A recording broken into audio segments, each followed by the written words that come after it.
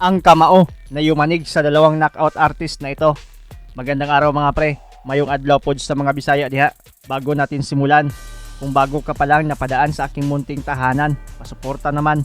Click mo lang ang subscribe button at notification bell button. Palike na rin ang video para lagi kang updated sa mga bago kong uploads. June 27, 2009, naganap ang marahil isa sa pinaka-entertaining na laban sa kasaysayan na talagang tumatak sa isipan ng karamihan.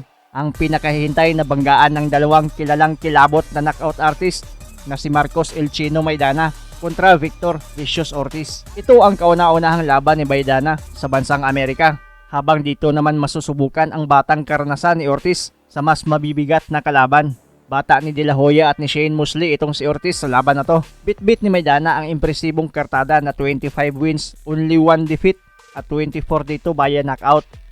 Habang si Ortiz ay may nakakabilib ding record na 24 wins, 1 defeat, 1 draw at 19 dito via KO. 25 pa lang itong si Maidana at may 5'7 na tangkad, habang 22 pa lang itong si Ortiz at may 5'9 na taas. Sa gabi ng nakakasabik na laban nila na ginanap sa Staples Center sa Los Angeles, California, unang round ay unang nakatama si Maidana ng isang jab at sunundan agad ng kombinasyon. Bumawi naman agad ng counter left hook itong si Ortiz. To be a little uncomfortable, I appeared studying his body language, so I would thought that if he comes out, he could, if he got caught, at least I'm saying bye. 10 first round knockouts for Maidana. Remember, Unang round pa lang mga pre, pero sobrang maaksyon ang laban. Mahigit isang minuto, natamaan ng solido itong si Maidana mula sa kanan ni Ortiz at bagsak ito. Pero agad namang nakatayo at tila hindi nahilo. got caught leaning, then he landed a right and a left combination. Counter right. Pero ilang segundo lang ay nakabawi na naman agad itong si Maidana nang masapol ng solidong kanan na tumama sa panga ni Ortiz at bagsak ito, at talagang makikitang sobrang nahilo ito. Ortiz gets dropped from a big right hand. And his legs are very shaky, Bob. He needs to hold, or this could be very bad news for Ortiz. Moth, but Victor Ortiz is in trouble. Can Maidana finish him? Ortiz short left. The good thing about both guys are punching. What a round one. Both men have been down. Ortiz holding on with that left hand. But I think that's smart to try to smother this guy and not give him any space while he's hurt.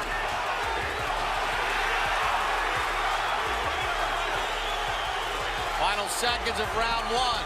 And every punch this round has been a power. Here you see the first knockdowns coming in from Maidana was coming in caught with a right hook that he didn't see because he was delivering his own punch.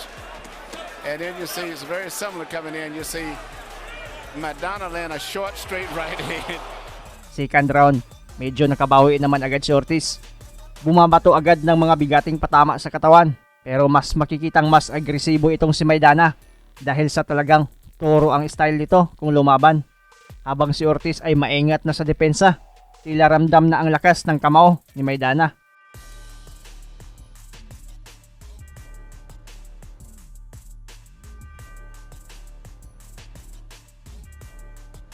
Pero bago matapos ang round 2, pinaulanan ni Ortiz itong si Maidana at 2 beses itong bumagsak. Buti na lang na stay by the bell pa ito. Right hook to the body by Ortiz. Ortiz trying to load up a power shot. Maidana counter right hand. Drops Maidana. Said it looks like in his mind he just said he quit. Here comes Ortiz trying to finish it here in round two. He's got power with both hands. 10 seconds to go. Steps in with the left. Hooks to the body. Maidana trying to fight back. He goes down again.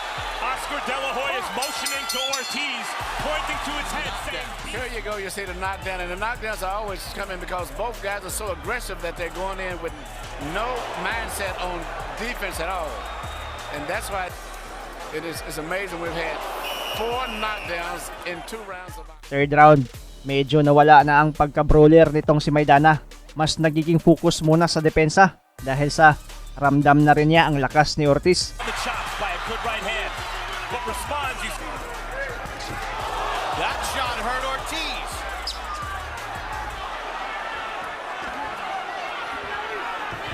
Eight brothers and sisters. The punches Maidana is getting slow and wider now, even though he's punching with a lot of power. No knockdown. Folks, mark your calendar. Fourth round, patuloy ang bakbakan. Parehong naging mas maingat na sa kamao ang magkabilang kampo. Pansin na rin dito ang sugat sa baba ng kaliwang mata ni Maidana.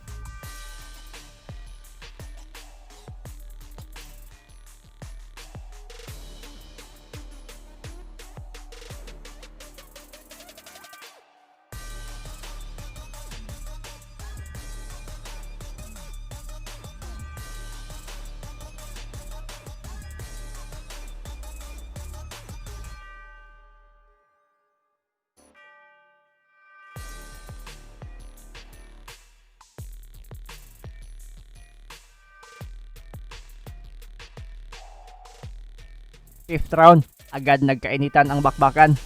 Puro mabibigat na patama ang pinakawalan ng dalawa.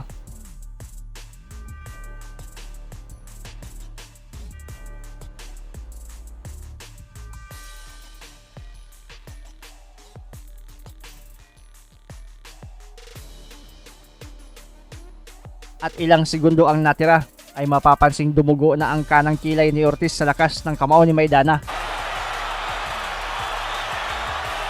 They exchange big shots and then hold on. Now they try to fight out of it. Ortiz is cut on the right eyebrow. The way these guys are going, anybody can go down. These are nuclear shots. Oh, big right hand by Maidana. Maidana cannot miss with the right hand. Sa corner ay makikitang di na sumasagot si Ortiz sa tanong ng kanyang trainer. Ramdam na niya ang lakas ng isang Argentinian.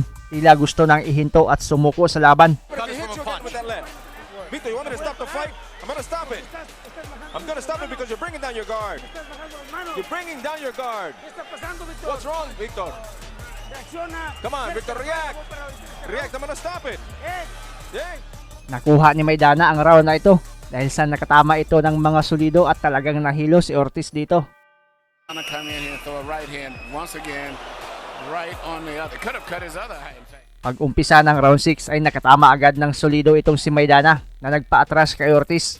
Sinundan agad ng kombinasyon. Tila alam na ni Maidana na di pa nakarecover si Ortiz.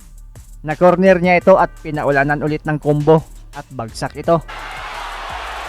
Ortiz is in trouble. Maidana's figured out he can't miss with the right hand and he won't stop throwing it. Ortiz is in big trouble and he goes down. Makikitang umayaw na itong si Ortiz bago pa man bilangan ng referee at bago pa man ipahinto ng doktor ang kanilang laban. Talagang nabugbog si Ortiz sa round na ito at makikita ito sa mukha na talagang agrabyado kumpara kay El Chino. In a fighter's career that could define his career. Ortiz was Maidana. Ortiz was still dangerous. Let's say pause the cut. And although Ortiz Sa interview, tanggap naman ni Ortiz ang kanyang pagkatalo. Sabi pa niya, mas magaling daw talaga si Ortiz sa gabi ng kanilang laban at makikita daw talaga na mas eksperyensyado itong si Maidana sa ibabaw ng lona. Sabi naman ni Maidana na talagang may mabigat daw na kamao itong si Ortiz. Natamaan daw talaga siya ng mga solido kaya napabagsak siya nito.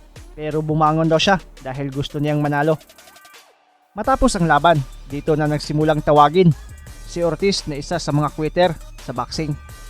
At mga pre, pakisuportahan na rin ang YouTube channel ng aking mga kaibigan na sina Boy Astig PH. Usapang Sports, Philippine Sports History. Gumagawa din sila ng mga video na siguradong magugustuhan ninyo. Maraming salamat sa panonood mga pre. As always, amping pirmi.